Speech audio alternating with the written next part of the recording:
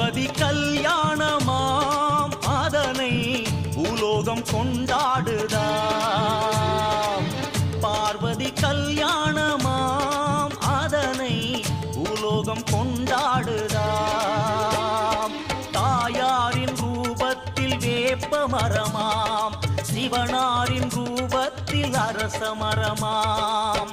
வேப்ப மரத்தில் குங்குமம் தீட்டி, அரச மரத்தில் திருநீரு பூசி, அன்னைக்கும் சிவனார்க்கும் கல்யாணமாம்.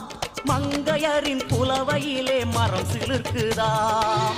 பார்வதி கல்யாணமாம் அதனை பூலோகம் கொண்டாடுதாம்.